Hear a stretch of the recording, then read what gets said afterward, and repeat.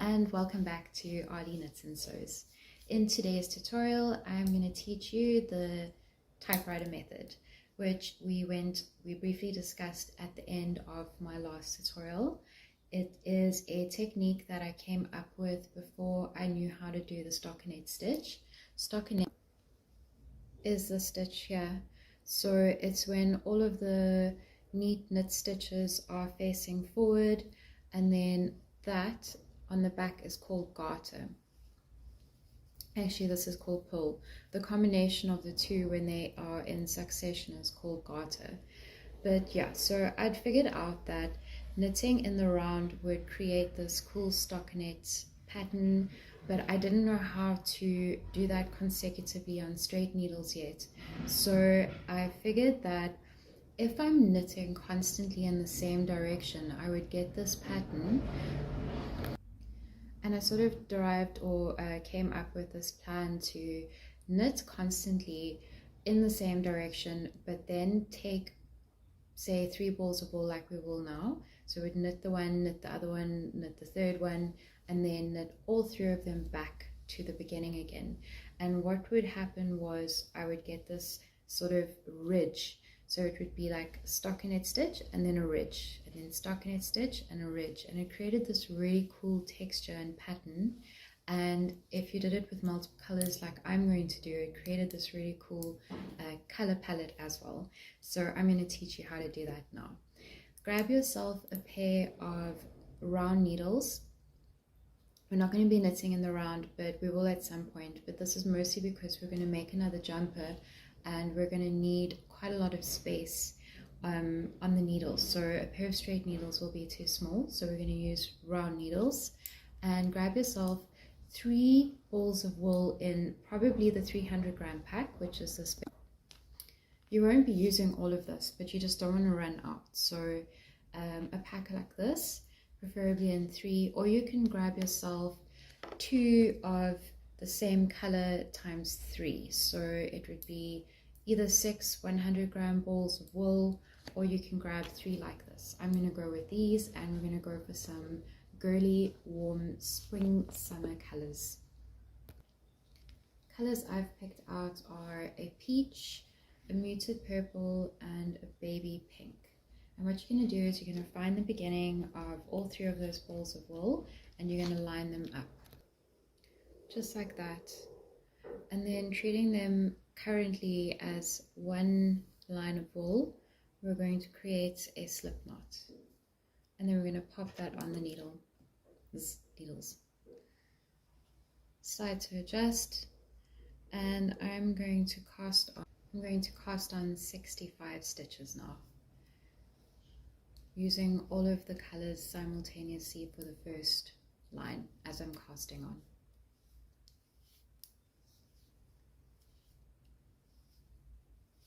Just like it.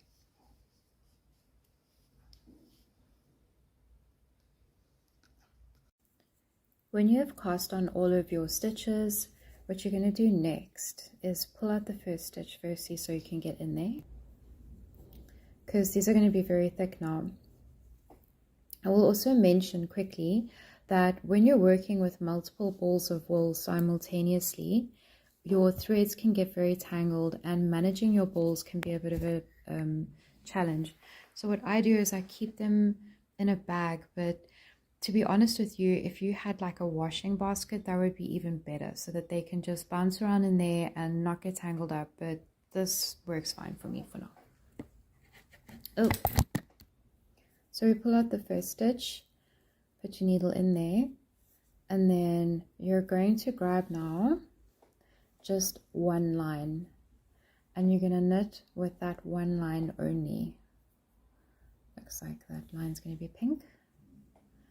You can choose now if you would like a pattern to come through here. So if you want to go, say you've picked the same colors as me, and you want to go peach, purple, pink, peach, purple, pink, peach, purple, pink, and you do it in the same order each time, or if you just pick at random, that's fine, but round about now is a good time to make that decision.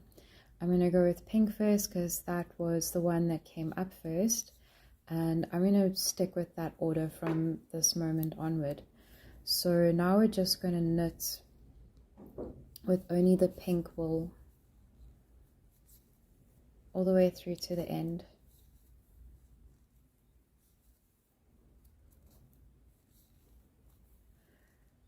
You'll see how I came up with the name, the typewriter method, quite soon. So you're literally going backwards and forwards like a typewriter.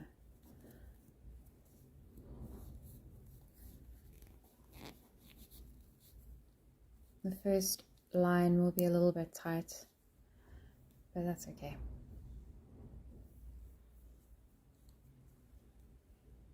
Sorry, we seem to be having issues with focus here again. This phone, which I'm still using, if there's any interesting patterns in the background, it's just like, no way, let's look at that instead. We have to take this mat away.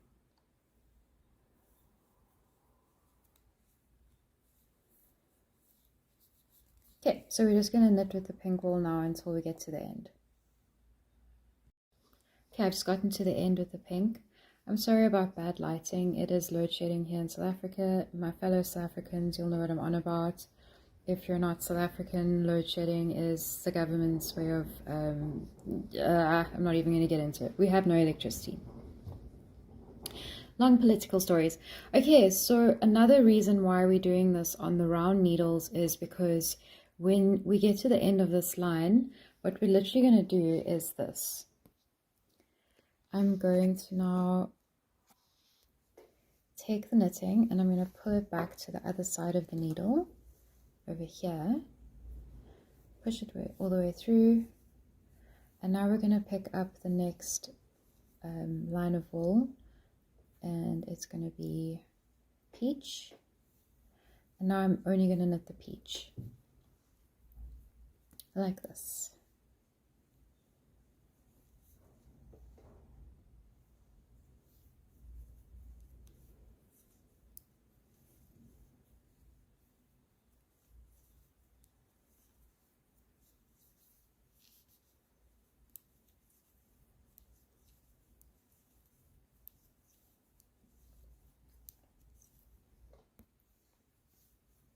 Every now and again, I just go and have a look at your balls of wool and make sure that you haven't created a monster messy nest, English words, a monster messy nest knot, because I'm not joking when I say they get so twirled up.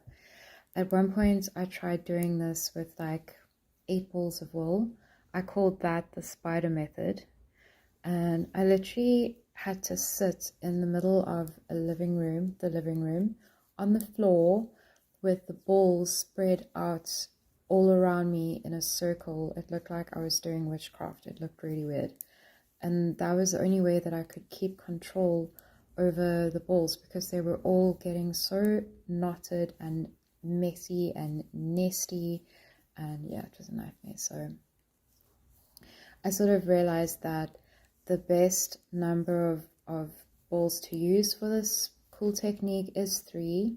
Obviously, the more you add, the bigger this little stockinette pattern is going to be.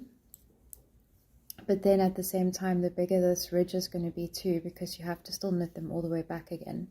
So it really depends on how patient you are and how experimental you're feeling. But let's all start with the 3. And we'll take it from there. Okay, I've just arrived at the end of the line, and now I'm going to do the exact same thing. I'm going to push all my stitches back again and go back to the other end of the needles, and now we're going to knit only with the purple, and we're going to knit the purple wool all the way back to the other end. Oh my gosh, Betty. A hard time. I'm already getting trapped in the web of strands. This technique looks so cool, but it definitely is a patient man's game.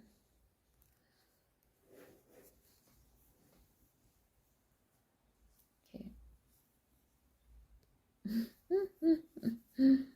Now we just knit the purple.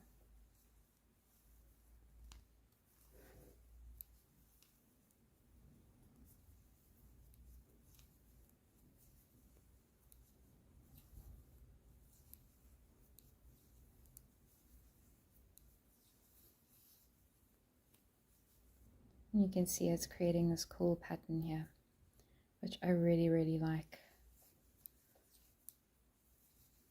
Again, you can use just one color. When I was doing it in the spider method, I was just using white, and it did look really, really nice. But yeah, I decided for this particular tutorial to use different colors because I just think it will be easier to explain to you what we're doing if we're using different colors, and also it just looks so nice. So I've just arrived at the end, and a little thing I want to mention is that these little strands are going to be kind of loose. You will just need to pull them in and tuck them in every now and again. Just pull that tighter. Alright, so what we do next is you turn it around as you would in a normal knitting scenario, and now we're going to take all 3 lines and we're going to knit them back again. Just straighten that up. So I'm just now going to knit all 3 of these lines all the way back again, like this.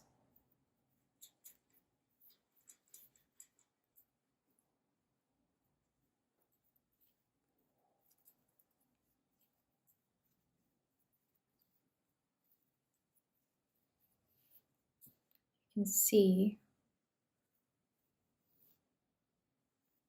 what that looks like.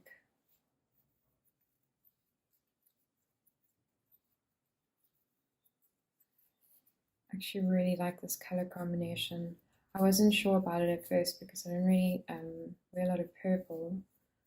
I have peach and I have pink in my wardrobe, but purple not so much.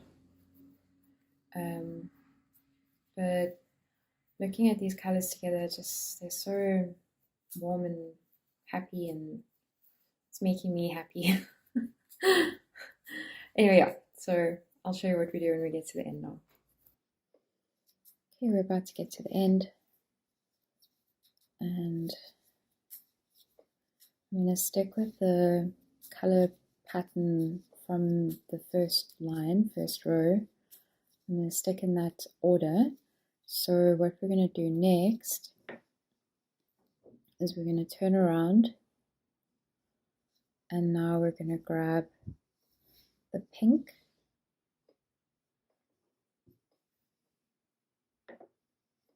and we're going to knit only with the pink, like this. Oh, hello Panda. This was my cat. Oh, my sweetie. Hello, hi. She wants to jump on the table, yeah. That might happen. Okay, so I'm now going to knit in the exact same way that I did the first time around. So we're going to knit the pink all the way to the end, then we're going to knit the peach all the way to the end, then the purple, and then all 3 balls of wool back again. And I'm going to do that for a number of these little lumpy ridgy parts. I'll get back to you on what that number is now. I'm sort of gauging this pattern. I haven't knitted in this method in a really, really long time, so I'm sort of making this particular pattern up on the fly quickly. So yeah, I'll have to get back to you on how many times I do that, and I will do that in soon. Okay, here you can see I've knitted out quite a few of these little ridges, and you can get an idea of what this texture and pattern is going to look like. So let's go in a bit. So this is the ridge, and then that's a stockinette stitch in between. Okay, so I've just finished knitting the front panel. It's about this long. I would advise for you to hold it up to your shoulder, about halfway across your shoulder like that, because that's how long it's going to be down here. So you're going to join the 2 panels, you're going to make 2 of these, and you're going to join them together. So that's where I'm sitting with this one, and I'm very happy with it. It is going to be a bit cropped, but that's what I would like it to be because I'm going through a bit of a crop jersey phase. And I'm now going to cast this off, and then we're going to make a second one, but I'll show you how to cast it off quickly. So the first thing we're going to do is knit out our 3 rows. So I'm going to knit out all the pink line, and then I'm going to knit the peach, and then I'm going to knit the purple. And when I get to the end of those 3 balls of wool, I'm going to cast off with all 3 balls simultaneously. I'll show you what I mean. Okay, so I've just knitted out all 3, I've knitted out all 3 lines of wool, so the pink, the peach, and I'm reaching the end of the purple. And I'm now going to cast off with the 3 of them simultaneously, just the same way that we cast on. It's her dinner time, so yeah, sorry about that. Okay, so we just go in through the singular stitch, and we take all 3 lines, and we knit, and bring the last stitch over the first stitch, or the first stitch over the last stitch, and so on until we get to the end.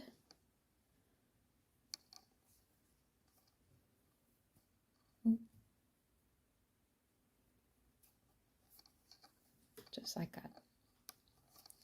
Okay, so I'm going to do that now till I get to the end, and then we are going to make another one exactly the same as this one, identical in size. This, because of this particular knit pattern, that's really easy to do without having to measure it. You can literally just count out how many of these ridges you have, and then make sure you have the exact same number on the second one.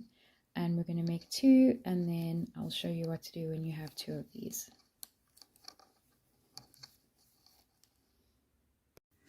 Okay, so I've now knitted out the front and the back piece. That's what that's going to look like. And I'm now going to proceed to make the arms. I initially contemplated doing something different, but I just think it would look nicer if we continue in the same stitch and do the same pattern over for the arms. So what I'm going to do is I'm going to cast on 50 stitches this time for the arms, and instead of, this is 27 ridges. So these little things are ridges, and that includes the first cast on ridge and the cast off ridge. So all of these little lumps and bumps all together equals 27. So now for the arms, I'm going to do 50 stitches and 25 ridges. For the torso, front and back, it is 27 ridges and 65 stitches. I've now knitted out both of the arms and the front and the back of the torso, and we're now going to use a darning needle and some wool, and we're just going to sew all of these parts together. But first we're going to grab some pegs. So I'm going to use the pegs to mark out exactly where I want the arms to join. So I'll peg that there, and then where you want the neck hole to be. So peg that maybe there, and just peg those areas like that in place, and do the same on the other side, like that, and evenly space this neck hole. That's a bit big, make mine a bit smaller, like so. I'm going to peg all those areas together. While we're at it, just peg that together and over there as well. For the neck, what I'm going to do is I'm actually going to fold this in half, so I've got a very even spacing, and then I'm going to put the peg in the middle here, and then I'm going to measure out maybe 10 centimeters on either side. like this. And then I'll put a peg here, and then one over here too. And now I've got an evenly sized neck hole. Okay, the next thing we're going to do is we're going to make sure we turn these pieces inside out before we sew them together, so that we're sewing them wrong side. So like this, the right side facing in and the wrong side facing out. Oh, that's the other way around. Like that. See, it's the wrong side, and that's the right side on the inside. First thing I'm going to do is sew the arms together. So I'm going to cut out about 1 meter of this particular wool. It doesn't have to be the pink, I've just picked pink. I'm going to thread my needle.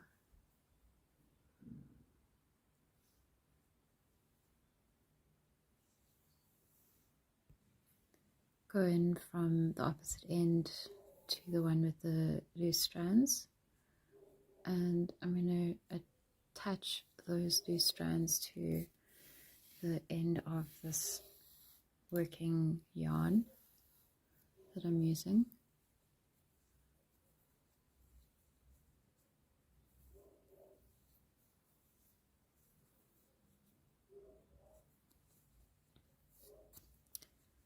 Like this.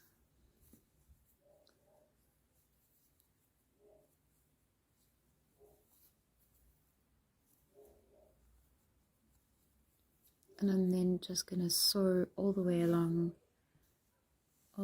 here. It's late on a Saturday afternoon and all the animals are, I don't know, I guess having a party. My cat's just gone for a walkabout and we don't know where she is, and it's past her dinner time, so if you hear any kerfuffling in the background, we're both a little panicky. Yeah, so we're just gonna sew and try and keep it stitch for stitch.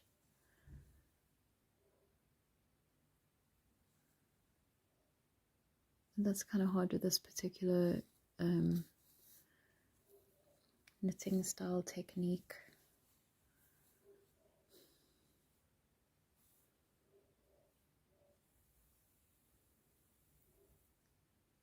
Anyone else's cats just let themselves out for little evening roams? Let me know in the comments.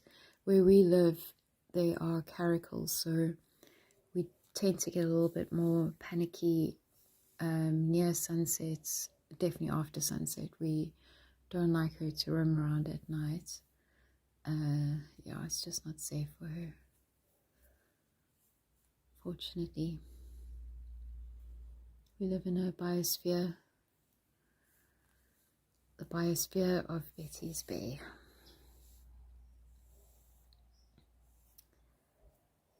Okay, we're just going to sew along here.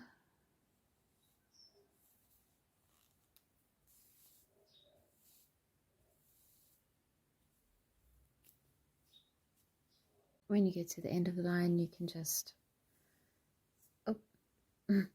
you can just tie those two ends together, pull the needle out and leave that loose end to work with later. I'm just going to tie those two ends now.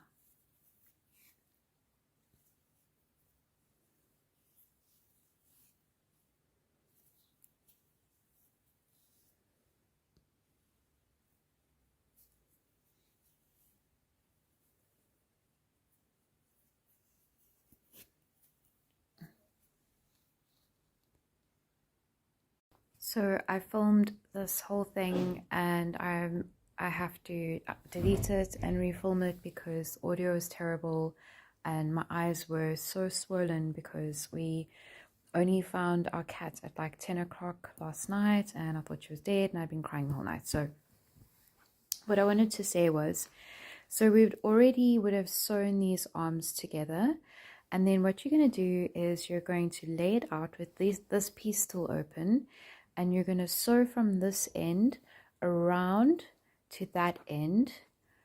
Pardon me, first you're going to sew this closed, then you're going to lay your arm down, sew it around all the way around, And then once that's all sewn up, take your pegs and you make sure that this is still aligned, and then you're going to sew down here. You're going to do the exact same thing on the other side. And for my beginner students, this is the end result. This is where I'm going to say goodbye to you. It's a very nice jumper. Please enjoy. For my intermediate students, we are now going to pick up the neck, the wrists and the waist, and we're going to do a 2x2 rib knit stitch, and we're just going to finish this off. And here we have the final result. It is finished off now with a 2x2 rib knit stitch on the wrists, the neck, and also the waist. The waist I'm going to recast off and do with an elasticated thread because it's just very tight. So I'd like that to have a bit more give. But other than that, I'm absolutely loving it.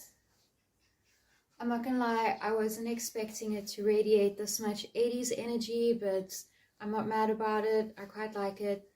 And yeah, so in next week's tutorial, we're going to learn how to use a knitting machine. I have a Centro 48 stitch, and we're going to make a little beanie like this one. And I hope to see you then, and thanks for joining me.